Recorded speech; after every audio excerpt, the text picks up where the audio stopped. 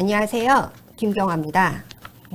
더불어민주당이 추진하고 있는 일명 민주유공자법, 민주유공자 예우에 관한 법률안이 지금 국회에 계류 중인데요.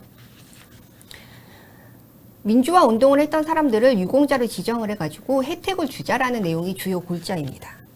우리나라에는 국가유공자가 있는데 국가유공자 하게 되면 우리가 모두 납득할 수 있는 일에 희생을 하신 분들인데 이 민주유공자법에 해당하는 사람들이 좀 납득하기 힘든 사건과 연루된 사람들이 좀 많아서 문제가 되고 있습니다.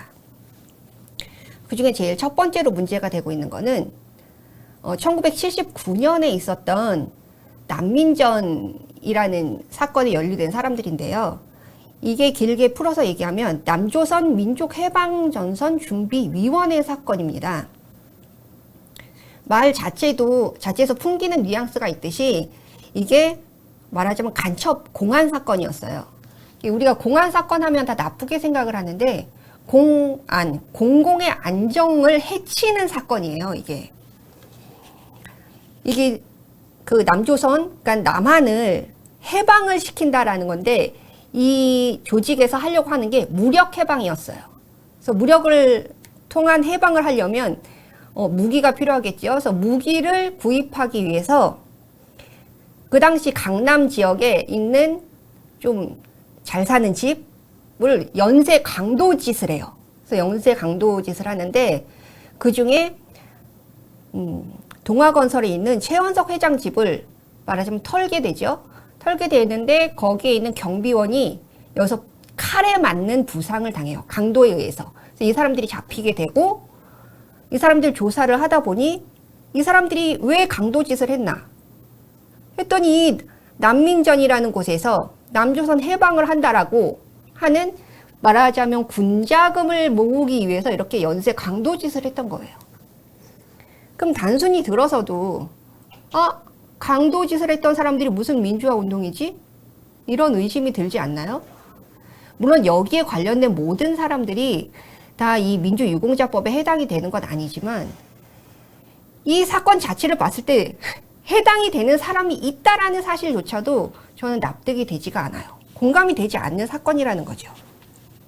그리고 두 번째로 동의대학교 사건이 있습니다. 이건 이제 1989년에 있었던 사건인데 여기 있는 동의대 학생들이 동의대 입시 비리를 저지른 이 총장 및 이 학교 관련자들에 대한 항의 시위를 하게 돼요. 그래서 항의 시위를 학 내에서만 하는 게 아니라 학 외까지 진출을 하게 되고 이 당시에는 화염병이 굉장히 많이 사용이 됐었거든요. 그래서 이 학생들을 진압하기 위해서 군경 전경이라고 하죠. 전경이 동원이 됐고 이 두 충돌 간에서 학생들이 이 전경 5명을 납치를 해요. 납치를 해서 감금을 하게 되고 이 감금하는 이 5명을 새벽에 구출을 하러 경찰과 군인들이 투입이 되는데 이 과정에서 이 사람들이 이 학생들이 한 40병 가량의 화염병을 만들어 놓고 있었던 상태였는데 여기서 알 수 없는 불이 일어나는 거예요. 그래서 이 불로 인해서 경찰관 7명이 사망을 하고 경찰관 군경 11명이 부상을 당하는 사건이 일어나게 됩니다. 그럼 지금 이 사람들이 민주유공자법에 의해서 민주화 운동 유공자로 지정이 된다라고 하면 입시 비리와 민주화 운동은 과연 무슨 관련이 있을까 하는 생각이 드는 거예요. 입시 비리가 나쁘다. 입시 비리 나쁘죠. 근데 이게 민주화랑 연결이 또 된다. 그럼 지금 조국의 입시 비리는 반민주화 사건인가요? 그 다음에는 유시민과 관련된 서울대 민간인 고문 사건인데 이렇게 얘기하면 잘 모르는 분들이 많아요. 왜냐하면 우리한테는 서울대 프락치 사건으로 잘 알려져 있거든요. 이 사건은 1984년 9월 서울대학교에서 있었던 사건입니다. 근데 왜 프락치라는 말에서 민간인 고문 사건으로 이름이 바뀌었냐면 여기서 피해자들이 프락치가 아니거든요. 근데 사건 자체를 프락치 사건이다라고 하게 되면 이 사람들이 정말 프락치인가라는 이런 확신이라든지 아니면 의심이 될 수 있기 때문에 이 피해자들이 고문을 당한 사건으로 해달라라고 해서 프락치 사건이 아닌 고문 피해자 사건이라고 얘기를 한다고 합니다. 그래서 우리가 잘 알고 있는 유시민은 직접 가담은 하지 않았지만 이 학내에서 있었던 것에 거의 이제 순회급이 있었기 때문에 관련돼 있었고, 여기 좀 더 밀접하게 관련돼 있는 사람은 윤호중 지금 국회의원이죠. 이 사람들이 있는데, 이 사건에서도 5명 정도는 이미 민주화 보상법이라는 게 있었잖아요. 그걸로 인해서 이 5명 이미 혜택을 받았어요. 이 서울대 고문치사 사건. 근데 이 사람들을 또 다시 이번에 유공자로 한다고 합니다. 그럼 봐요.